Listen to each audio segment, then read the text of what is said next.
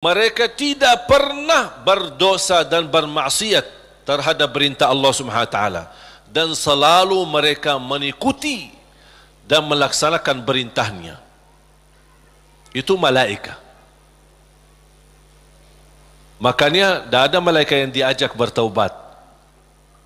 Tapi kita manusia harus berdosa. Sebagaimana bersabda Rasulullah SAW, semua keturunan Adam bersalah, berdosa. Yang terbaik di antara mereka adalah yang suka bertaubat. Dosa sengaja, dosa tidak sengaja, dosa kecil, dosa tidak kecil, dosa tulisan. Sekarang karena kita bergaul dengan sosial media, pasti ada kata-kata. Ada dosa yang membawa perasaan, mengikuti perasaan, cinta, ucapkan kata-kata melalui WhatsApp atau bersama teman, melembar kata barangkali awalnya tidak sengaja membuat dia jatuh cinta, besok lama-kelamaan menjadi pacaran. Ini kan awalnya dari dosa ucapan. Ketik namanya, ketik dosa. Diketik dosa itu, ketik, tik, tik, tik, tik. Awalnya enak kan? Awalnya hanya ngobrol kan? Ngobrol biasa. Lama-kelamaan ada ucapan. Berapa ketikan kita yang bertahun-tahun atau berbulan-bulan, berapa banyak yang kita, berapa kata? Coba.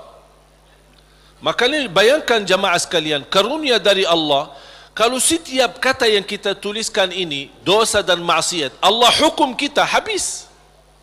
Sudah habis kita. Berapa ucapan yang kita ucapkan? Apakah anda bisa jamin segala ucapanmu 100% bersih? Tidak bisa. Ada yang anda ucapkan tanpa sengaja membuat orang lain tersinggung, itu dosa. Membuat orang lain sakit hati, apalagi kalau sengaja. Makanya kenapa kita disuruh banyak istighfar?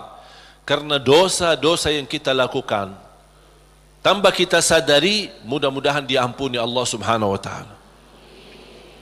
Makanya salah satu karunia, kata Rasulullah SAW, wassalatu ila salat mukaffirat. Salat dengan salat selanjutnya di antaranya adalah terhapus dosa-dosanya. Dari hari Jumat ke Jumat berikutnya terhapus di antaranya dosa-dosa kita. Dari Ramadan sampai Ramadan yang akan datang terhapus dosa-dosanya di antaranya. Dan ini kan karunia dari Allah. Kalau bukan karunia ampunan dosa-dosa itu, antara salat, antara azan dan iqamah, antara Ramadan sama Ramadan, antara Jumat sama Jumat, aduh, dosa kita bakal banyak sekali. Makanya ada seorang curhat kepada Imam Al-Hasan Al-Basri rahimahullah, aku dulu suka tahajud, tiba-tiba malas tahajud. Apa jawab beliau? Terikat dirimu dengan dosa. Yang membuat kamu berat bangun tahajud dosamu, bukan malas. Ada orang, kok kenapa malas? Bukan malas. Tapi ada dosa yang kita lakukan, barangkali belakangan kita sering membuat hati ibu kita sakit. Ibu mengharapkan sesuatu, tapi kita malah menolak, membuat dia tersinggung. Di saat kita duduk bersama ibu, kita tidak merasa hatinya tersinggung. Kita pergi tidur malam hari, kok dah bangun tahajud. Oh, ternyata dosa kesinggungan hati ibu membuat kita terikat, tidak bisa bangun tahajud. Apalagi dosa yang sengaja kita lakukan. Jadi ketika kita merasa kekurangan ibadah, segera bertaubat dan istighfar, karena kekurangan ibadah bukan karena malasmu, bukan karena merasa diri sudah bosan beribadah, tidak, pasti ada dosa. Harus bertanya diri, dosa apa yang saya lakukan sampai saya begitu malas ibadah? Dosa apa yang saya lakukan sampai sudah berubah sifat saya? Dulu saya suka salat di masjid, kok kenapa sekarang tidak suka ke masjid? Ada apa? Itu saking bahayanya dosa. sangat pengaruh dalam kehidupan kita. Makanya kalau kita terus beristighfar, selalu beristighfar, jangankan kita beristighfar kerana dosa maksiat, beribadah saja kita butuh istighfar. Contoh, habis salat, Assalamualaikum warahmatullahi, Assalamualaikum warahmatullahi, terus Astaghfirullah. Kenapa? Apakah kita berbuat dosa? Apa itu salat dosa? Tidak, salat itu kebaikan. Tapi kenapa kita diminta habis selesai salat beristighfar? Seandainya ada kekurangan dalam salat kita, pasti kurang khusyuk, kurang ikhlas, banyak kekurangan dalam salat kita, ya Allah mohon diampuni dengan istighfar. Maka Rasulullah SAW sebagaimana diceritakan suka beristighfar dalam sehari lebih dari 70 kali. Ada satu riwayat 100 kali beristighfar. Bahkan kata Abdullah bin Umar radhiyallahu anhuma, saya duduk satu majlis sama Rasul, saya suka mendengar bisikan Rasul beristighfar, Rabbighfirli wa tub alayya innaka antat tawwabul ghafur. Rabbighfirli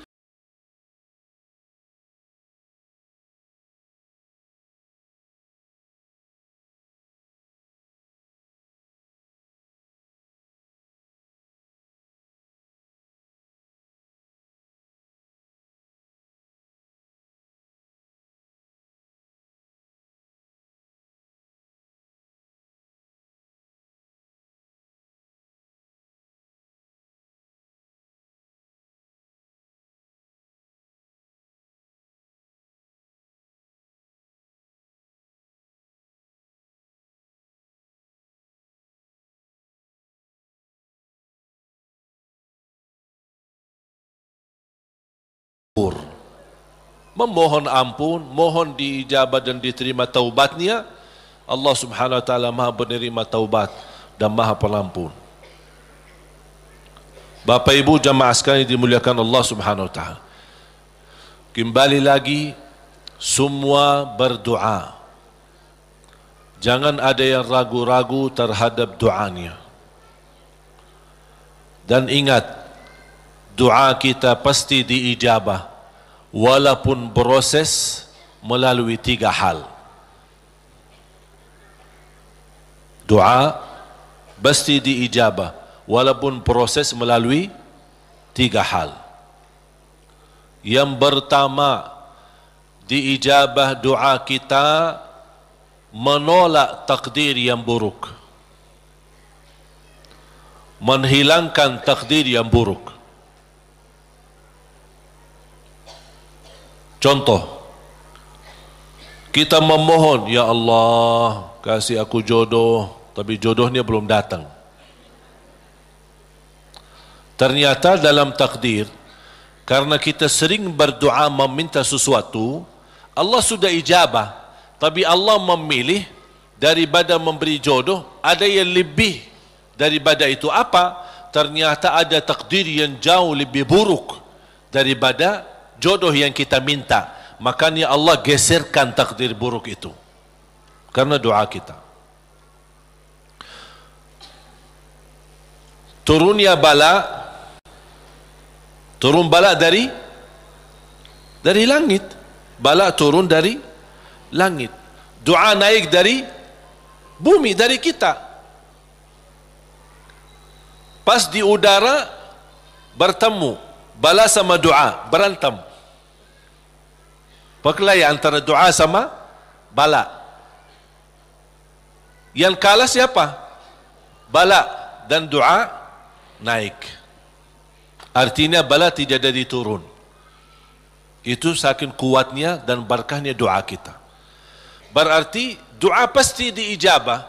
Proses pertama, doa yang kita minta Allah belum ijabah secara langsung sesuai permintaan, tapi Allah menolak sebuah bala yang kita tidak tahu. Misal, tertulis dalam takdir kita hari ini akan kena kecelakaan motor. Tapi ternyata doa kita dah pernah bilang, ya Allah selamatkan saya dari kecelakaan motor misalnya. Kita dah berdoa seperti itu. Tapi karena Allah melihat dalam takdir ada bala yang akan turun hari ini, tapi karena kita suka berdoa, Allah memilih mana yang baik. Allah yang lebih tahu mana yang baik. Apakah ijabah sesuai permintaan atau Allah memberi penggantinya yang lebih baik. Ternyata penggantinya yang lebih baik, Allah memilih tolak bala. Allah bisa saja kasih jodohnya tapi karena kecelakaan motor. Nanti merasa nyesal. Aduh, baru sudah nikah atau ketemu jodohnya malah dirawat di rumah sakit. Kesal enggak? Merasa aduh gimana gitu. Makanya percaya jamaah sekalian, pilihan Allah itulah yang terbaik. Ada orang minta sama saya, boleh enggak saya berdoa? Saya suka sama seorang misal. Saya jatuh cinta sama dia. Boleh enggak saya berdoa, ya Allah aku minta dia, si fulanah itu, si ini. Boleh enggak saya berdoa seperti itu? Saya jawab apa? Kira-kira jawab apa? Boleh saja. Tapi saya usulkan, serahkan aja kepada Allah. Dan apa? Ya Allah kalau memang dia baik bagi saya, mudahkan. Kalau tidak baik, ganti yang lebih baik. Tapi gimana aku jatuh cinta sama dia? Itu beda urusan.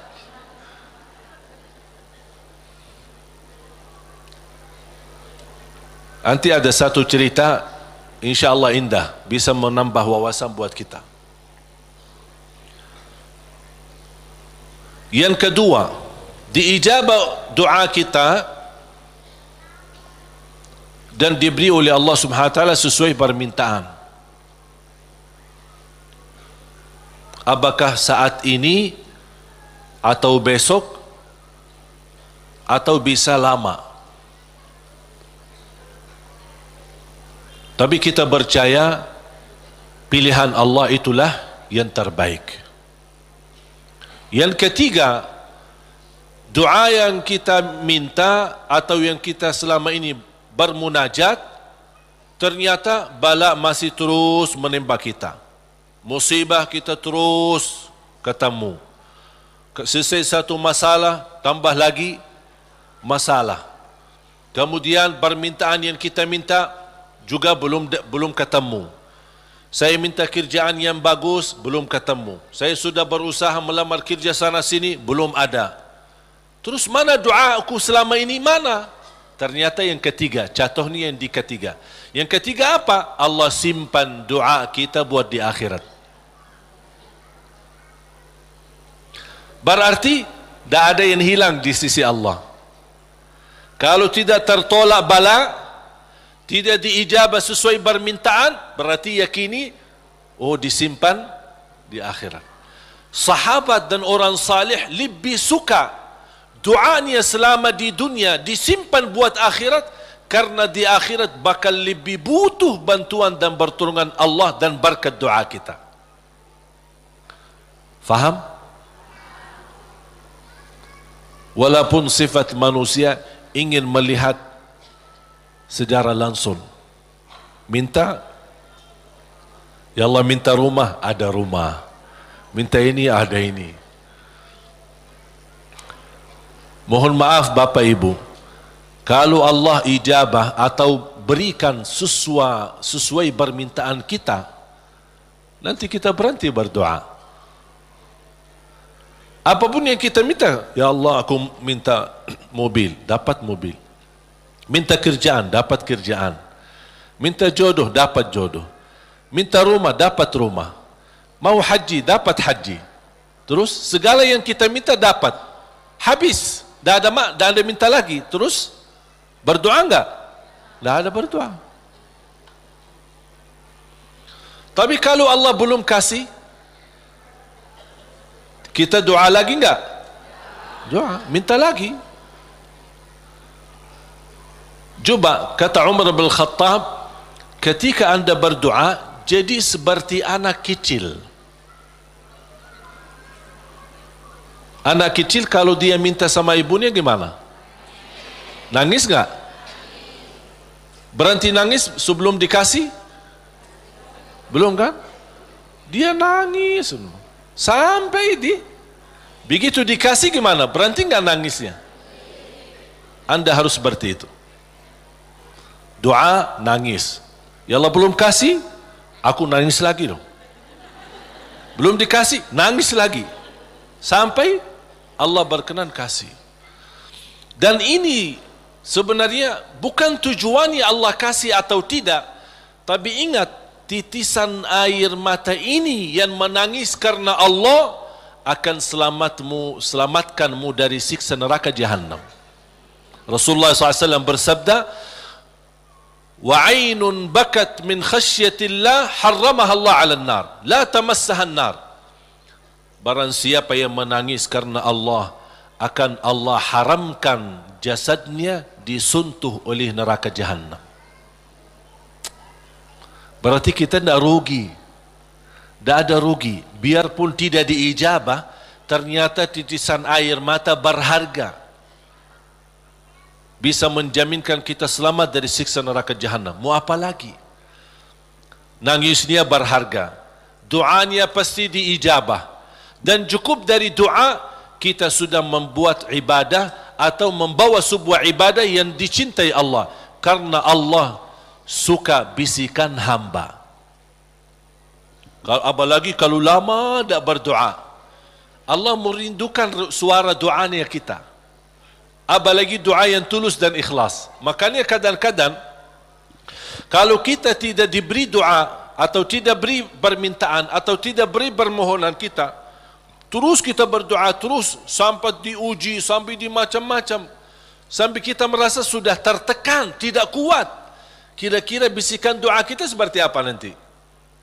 Dalam keadaan doa, dalam keadaan susah atau senang? Menurut saya doa dalam keadaan susah jauh lebih murni daripada doa dalam keadaan senang. Kalau dalam keadaan senang artinya ya biasa-biasa aja, dapat atau tidak dapat. Tapi coba kalau lagi stres, lagi pusing, lagi galau, gimana bisikan doa? Ya Allah, udah nangis duluan. Kata Allah, lama sekali.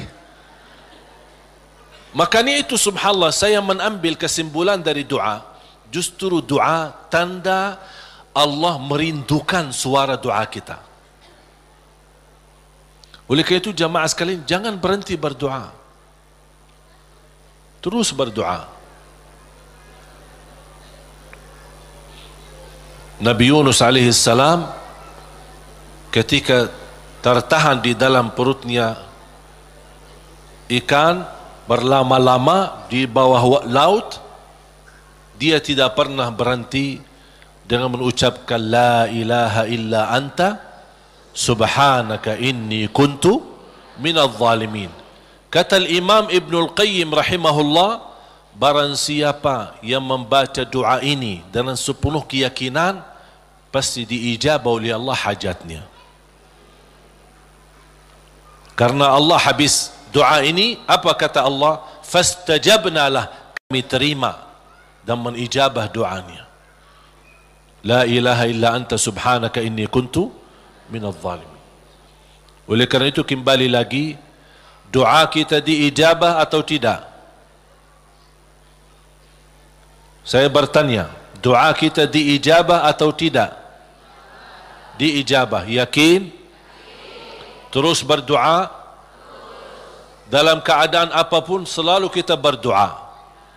Apalagi dalam keadaan susah yang kita yakini tidak ada Tuhan yang bantu kita, tidak ada makhluk yang bisa menolong kita, tidak ada sesuatu yang bisa mengangkat segala musibah dan bala yang kita hadapi, hanya Allah subhanahu wa ta'ala. Apalagi dalam sujud, sempatkan dalam sujud, karena Rasulullah SAW bersabda, aqrabu ma yakunul abdu ila rabbi wa huwa sajid. hamba ketika dalam keadaan sujud posisinya sangat dekat kepada Allah. Makanya di akhir hadis Rasulullah SAW bersabda, fa'akthiru minad du'a, berbanyalah doa. Bisa menikmati doa insyaAllah mulai hari ini. Doa menurut saya sesuatu hubungan yang sangat indah sama Allah. Apalagi kalau bisa berdoa dengan cara curhat. Bisa enggak curhat sama Allah? Kalau lagi galau suka curhat enggak? Sering saya terima, Ustaz, boleh curhat enggak? Terus saya bilang apa ya? Boleh atau tidak? Saya bertanya, sudah curhat sama Allah belum? Dia bilang belum. Mau sama Ustaz dulu katanya. Ada saja. Belajar bagaimana bisa curhat. Sungguh kalau kita sudah biasa curhat sama Allah, tidak bakal curhat sama manusia. Jadi ketika berdoa, jangan hanya minta, ya Allah tolonglah, tolonglah ya Allah, ampunilah. Jangan hanya suka minta, cerita. Bisa enggak anda cerita? Allah kan lebih tahu. Allah tahu segala sesuatu. Tapi salah apa kalau saya cerita? Apa yang terjadi hari ini? Ya Allah, aku sudah niat baik, niat tulus, dan saya pergi ke sana malah seperti ini, dicaci maki, dihina, malah dianggap, dan suuzzan, buruk sangka. Habis gimana ya Allah? Cerita, curhat, seperti meminta solusi dari Allah Subhanahu Wa Taala. Kalau belum merasa ada jalan, wallahi akan merasa nikmat. Cukup anda bisa nikmat bersama Allah Subhanahu Wa Taala. Sebagaimana Nabi Yaqub ketika kehilangan anaknya, ada dia berkata apa? Qala innama ashku bathi wa huzni ila Allah. Aku hanya mampu curhat kepada Allah Subhanahu Wa Taala. Aku ingin cerita. Padahal Allah tahu apa yang terjadi. Tapi dia ingin cerita lagi sama Allah Subhanahu Wa Taala. Ungkapkan cerita ini kepada Allah, itu sudah merasa diri dan membuat hati kita tenang. Kembali kepada hidayah, dan saya tutupi cerita. Jadi hidayah yang pertama, hidayah dalalah wa irsyad. Seperti tugas para nabi dan rasul dan ulama berdakwah, dan anda semua bisa membagi hidayah irsyad, memberitahu ke orang lain lewat SMS, lewat WhatsApp, lewat apa saja yang kita mampu secara langsung. Yang kedua adalah hidayah taufiq. Hidayah taufiq. Habis kita dapat hidayah irsyad, habis kita sudah tahu, habis kita belajar, angkat tanganmu. Ya Allah, berilah kepada diri aku, berikan kepada kami semua hidayah taufiqmu, agar ilmu yang saya belajari bisa saya amalkan, bisa menjadi saksi baik, bisa membuat saya lebih baik, bisa merubah saya menjadi lebih baik, bisa menjadi mulia di mata manusia dan mulia di matamu ya Allah. Itu namanya hidayah taufiq. Itu yang dimaksud ihdinas siratal mustaqim. Makanya ketika kita sudah membaca Al-Fatihah dan setelah memuji Allah Subhanahu Wa Taala, kita meminta hidayah taufik dari Allah Subhanahu Wa Taala, meminta petunjuk dalam segala hal. Dalam rumah tangga kita mohon hidayah taufik. Istri urus suami, minta hidayah taufik. Suami menurusi dan melayani istrinya, minta hidayah taufik. Dua-duanya melayani anaknya dan mendidik anaknya, minta hidayah taufik, supaya terbangun rumah tangga sakinah mawaddah rahmah. Ketika kita bekerja, minta hidayah taufik, supaya kerja ini benar-benar merubah ibadah dan juga penghasilannya menjadi halal dan jauh dari syubhat, apalagi yang haram. Kita meminta hidayah taufik dalam segala kehidupan kita, langkah-langkah menuju masjid, mencari nafkah, mencari rizki. Semua dalam kehidupan kita selalu disertai dengan hidayah taufik. Kalau hidayah taufik, berarti Allah telah memimpin kita untuk memberi yang terbaik. Kalau Allah memimpin kita memberi yang terbaik, berarti Allah sudah berkenan menerima amalan yang sudah kita berikan kepada Allah Subhanahu wa taala. Bapak Ibu, saya tutupi satu cerita. Ada seorang bekerja cukup penghasilannya pas-pasan. Kerjaannya sederhana di sebuah pabrik. Dia jatuh cinta sama seorang wanita, tapi dia merasa diri belum memiliki kemampuan untuk bisa melamar dia.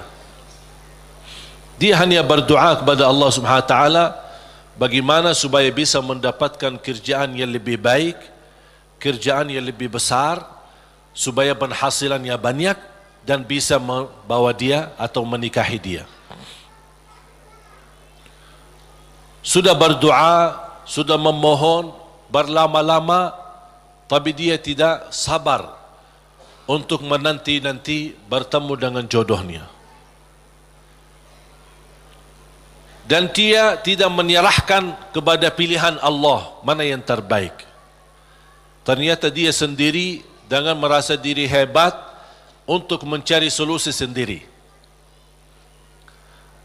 Dia membaca sebuah iklan penawaran kerja di tempat yang baik, yang bagus, gajinya lebih besar. Dia membuat surat memundurkan diri dari tempat kerjaan untuk melamar kerjaan yang baru. Dan semua perjuangan ini ujung-ujungnya harapannya untuk bertemu dengan jodohnya supaya jangan sampai kehilangan yang dia cintai. Dalam perusahaan itu ketika dia memundurkan diri, kata pemilik perusahaan, karena orangnya luar biasa, kerja rapi, tertib, bagus. Kenapa kamu mengundurkan diri? Saya dapat kerjaan di tempat lain yang lebih bagus. Sambil ditawarkan kenaikan gaji, walaupun tidak sebanyak perusahaan baru, tapi tetap dia mengambil keputusan mundurkan diri. Dia mundurkan diri dengan harapan mudah-mudahan diterima di tempat kerjaan yang baru. Dalam perjalanan lewati lampu merah, di lampu merah berikutnya ada melanggar lampu merahnya dan menabrak mobilnya karena kecelakaan. Akibat kecelakaan itu lumpuh kakinya, masuk ke rumah sakit. Dari hasil kecelakaan ini dia kehilangan kerja yang lama, kehilangan kerja yang baru, hilang dua-duanya. Berharap selama dia di rumah sakit barangkali si perempuan yang selama ini dia cintai bisa datang. Ternyata berhari-hari tidak pernah datang. Di SMS tidak dibalas, di telepon tidak diangkat. Tapi dia tidak pernah putus asa karena masih cinta sama dia. Habis dia berupaya dan bekerja keras dari rumah sakit, akhirnya datang yang menjadi harapan dia, calon istrinya. Melihat keadaannya sudah tidak ada kaki, dalam keadaan tidak bisa bergerak, tidak bisa berbuat apa-apa. Datang melihat keadaannya, si calon istrinya ikut sedih, tapi tidak berbanyak bicara. Kemudian dia meninggalkan rumah sakitnya dan dia SMS kepada si laki, mohon maaf, barangkali kita bukan jodoh. Soalnya ada seorang yang datang ke rumah bapa melamar saya. Bertambah sakit. Sakit kaki ditambah sakit hati. Yang menabrak dia ketika kecelakaan ternyata seorang perempuan cantik dan dari keluarga yang kaya. Dan subhanallah, karena si perempuan ini merasa diri bersalah, selama di rumah sakit si perempuan ini terus